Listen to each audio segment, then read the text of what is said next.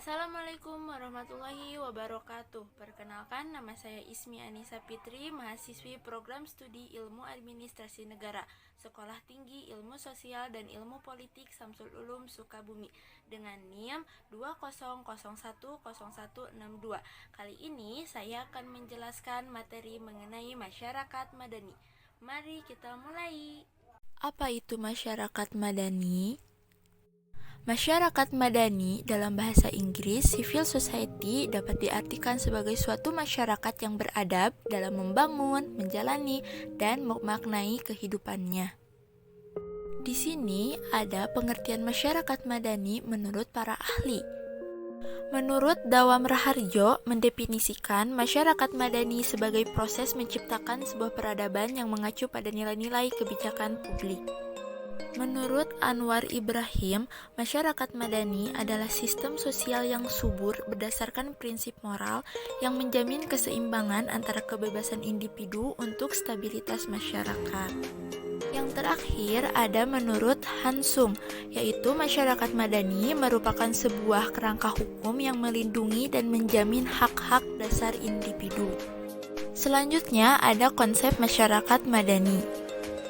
Istilah masyarakat madani selain mengacu pada konsep civil society, juga berdasarkan pada konsep negara kota Madinah yang dibangun Nabi Muhammad SAW pada tahun 622 Masehi. Masyarakat madani juga mengacu pada konsep tamadun atau masyarakat yang beradab yang diperkenalkan oleh Ibnu Khaldun, dan konsep Al-Madinah Al-Fadilah atau Madinah sebagai negara utama yang diungkapkan oleh filsuf Al-Fabari pada abad pertengahan. Sementara itu, konsep masyarakat madani atau dalam Hasanah Barat dikenal sebagai civil society muncul pada masa pencerahan di Eropa melalui pemikiran Johann Locke dan Immanuel Kant. Sebagai sebuah konsep, civil society berasal dari proses sejarah panjang masyarakat Barat yang biasanya dipersandingkan dengan konsepsi tentang state. Tradisi Eropa abad ke-18, pengertian masyarakat sipil ini dianggap sama dengan negara, yakni suatu kelompok atau kesatuan yang ingin mendominasi kelompok lain. Kemudian ada beberapa unsur-unsur masyarakat madani. Adanya wilayah publik yang luas adalah ruang publik yang bebas sebagai sarana untuk mengemukakan pendapat masyarakat.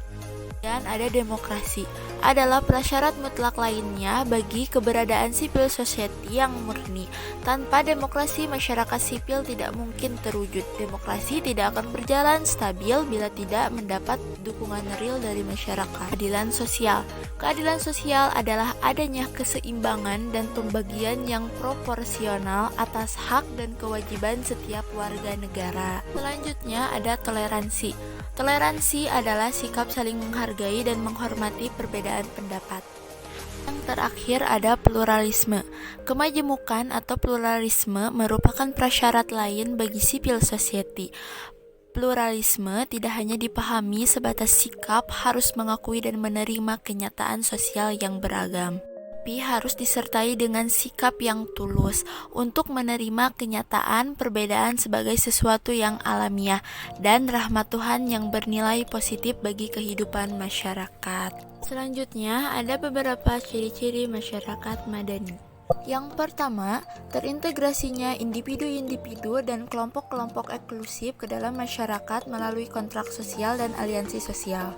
Yang kedua, menyebarnya kekuasaan sehingga kepentingan-kepentingan yang mendominasi dalam masyarakat dapat dikurangi oleh kekuatan-kekuatan alternatif. Yang ketiga, terjembataninya kepentingan-kepentingan individu dan negara karena keanggotaan organisasi-organisasi volunteer mampu memberikan masukan-masukan terhadap keputusan-keputusan pemerintah. Yang keempat, meluasnya kesetiaan dan kepercayaan sehingga individu-individu mengakui keterkaitannya dengan orang lain dan tidak mementingkan diri sendiri. Selanjutnya, pilar penegak masyarakat madani. Lembaga Swadaya Masyarakat.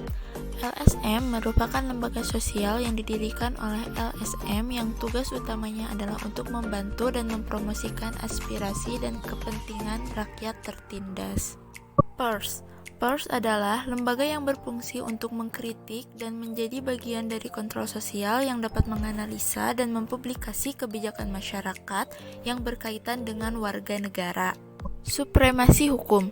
Aturan hukum memberikan jaminan dan perlindungan terhadap segala bentuk penindasan individu dan kelompok yang melanggar norma-norma hukum dan segala bentuk penindasan hak asasi manusia. Perguruan tinggi. College adalah di mana kampus aktivis, dosen dan mahasiswa yang menjadi bagian dari kekuatan sosial dan masyarakat sipil yang bergerak melalui force moral untuk menyalurkan aspirasi rakyat dan mengkritik kebijakan pemerintah. Namun, setiap gerakan yang dibuat itu harus di jalur yang benar dan memposisikan diri secara real dan kenyataan yang benar-benar objektif dan menyuarakan kepentingan masyarakat. Sebagai bagian dari pilar penegak masyarakat sipil, college memiliki tugas utama untuk menemukan dan menciptakan ide-ide baru dan alternatif yang konstruktif untuk dapat menjawab permasalahan yang dihadapi oleh masyarakat. Partai politik. Partai politik adalah kendaraan bagi warga untuk dapat menyalurkan aspirasi politik mereka. Partai-partai politik menjadi ekspresi politik warga sehingga partai politik menjadi prasyarat untuk pembentukan masyarakat madani. Karakteristik masyarakat madani.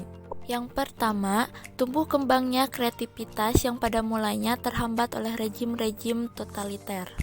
Yang kedua, tolong-menolong tanpa mencampuri urusan internal individu lain yang dapat mengurangi kebebasannya. Yang ketiga, berperadaban tinggi artinya bahwa masyarakat tersebut memiliki kecintaan terhadap ilmu pengetahuan dan memanfaatkan kemajuan ilmu pengetahuan untuk umat manusia. Keempat, berakhlak mulia. Kesimpulannya, untuk mewujudkan masyarakat madani, kita sebagai generasi penerus harus bisa membuat suatu perubahan yang signifikan dan selalu menambah wawasan agar dalam kehidupan bermasyarakat kita tidak tertinggal. Sekian dan terima kasih. Wassalamualaikum warahmatullahi wabarakatuh.